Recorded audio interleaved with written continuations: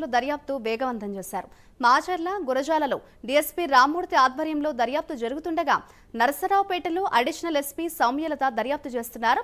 కారంపూడి, మాచర్ల, నరసరావుపేటలో జరిగిన అల్లర్లపై అధికారులు ఆరా తీస్తున్నారు. అలాగే టీడీపీ, వైసీపీ కార్యకర్తలు ఇచ్చిన ఫిర్యాదులను సైతం పరిశీలిస్తున్నారు. ఘర్షణల నేపథ్యంలో సీసీటీవీ ఫుటేజీని సైతం సిట్ అధికారులు పరిశీలిస్తున్నారు. ఇప్పటికే మాచర్లలో 200 మందిని, గురజాలలో మరో 200 మందిని పోలీసులు అరెస్ట్ చేశారు.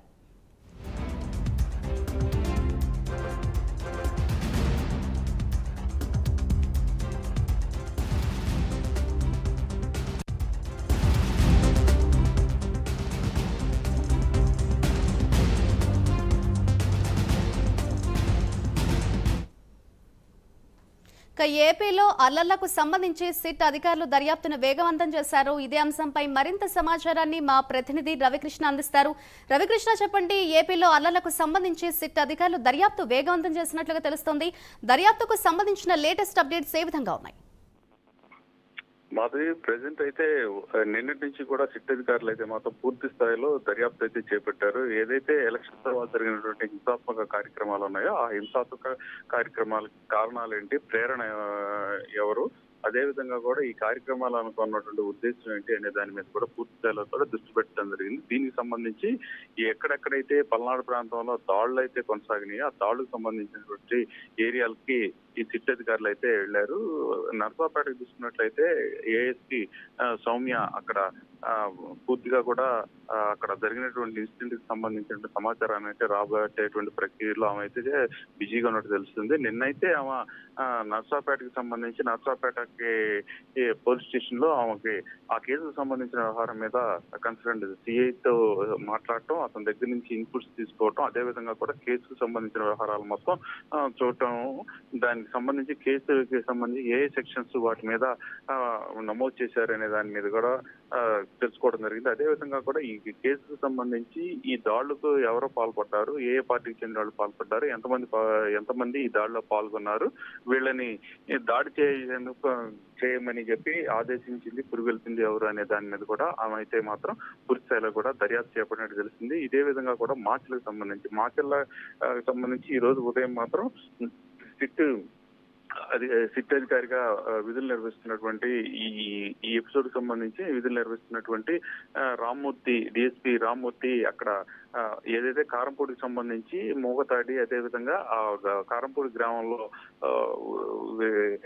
ఎక్కడ పడితే అక్కడ దాడి చేయటము, స్వైర విహారం చేసినటువంటి పరిస్థితులు, దాని కారణాలు, దాని వెనక ఎవరున్నారు, అదే విధంగా కూడా అక్కడ వాహనాల దహనము, అలాగే పార్టీ ఆఫీసుకు సంబంధించి జరిగినటువంటి ఈ ధ్వంసం కార్యక్రమాలు ఏ విధంగా జరిగాయి అనే దాని మీద కూడా ఆయన పూర్తి స్థాయిలో కూడా సమాచారాన్ని కన్సర్న్ సిఏ దగ్గర ఆయన రాబట్టాడు. ఆయన దగ్గర నుంచి కూడా దానికి సంబంధించినటువంటి ఈ పూర్వపరాలని పరిశీలించడము, ఆ కేసుకు సంబంధించినటువంటి పూర్తి స్థాయిలో కూడా వాటిని సమీక్షించడం అనేది జరిగింది. దీనికి సంబంధించి అక్కడ ఎవరైతే దాడికి పాల్పడినటువంటి వ్యక్తులు ఎవరైతే ఉన్నారో వాళ్ళని గుర్తించడం ఎంతవరకు జరిగింది, ఇంకెవరైనా ఉన్నారా, ఈ దాడిలో ఎంతమంది పాల్గొన్నారు అనే విషయాల మీద కూడా పూర్తి స్థాయిలో కూడా ఆయన అయితే మాత్రం దీనికి సంబంధించిన సమాచారం రాబట్టేటువంటి ప్రక్రియలో అయితే ఉన్నట్లుగా కూడా తెలిసింది. అలాగే ఈ రోజు మాత్రం మధ్యాహ్నం నుంచి అమ్మటి రాంబాబు నర్సాపేటకి సంబంధించి అక్కడ ఎవరైతే సౌమ్యలత సిట్ అధికారి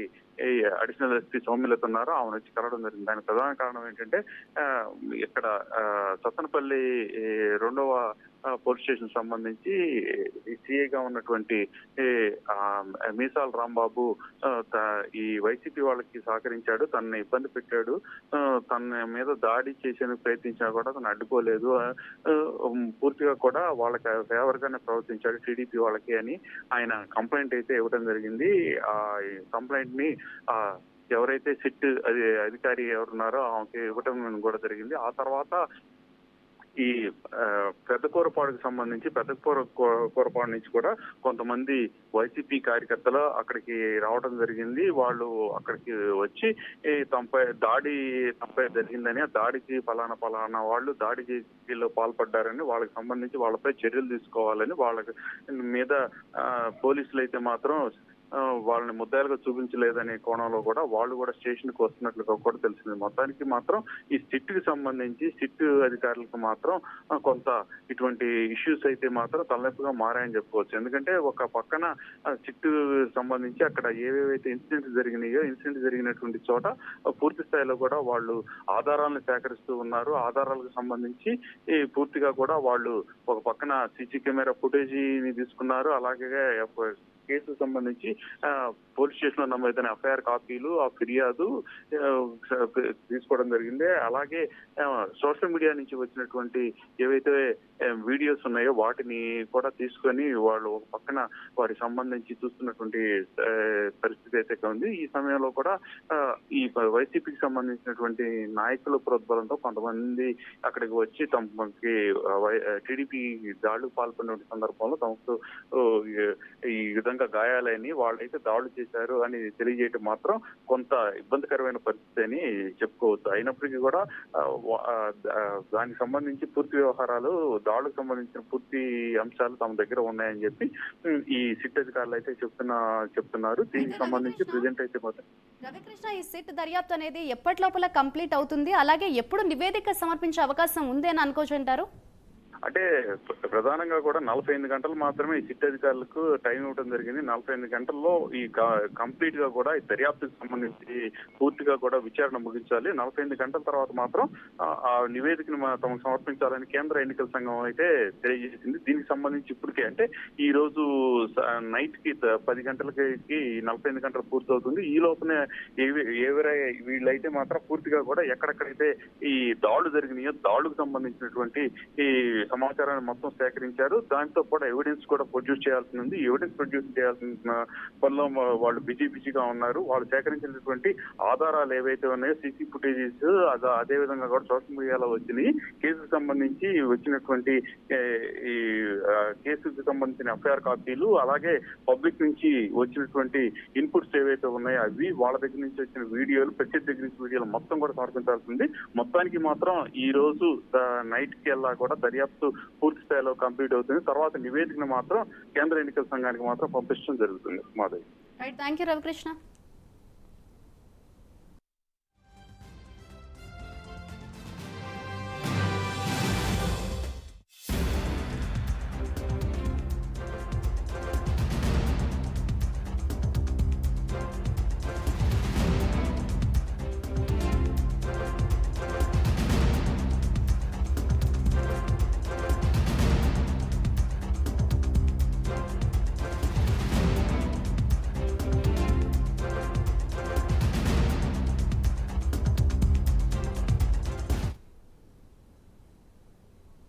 తిరుపతిలో జరిగిన అల్లర్లపై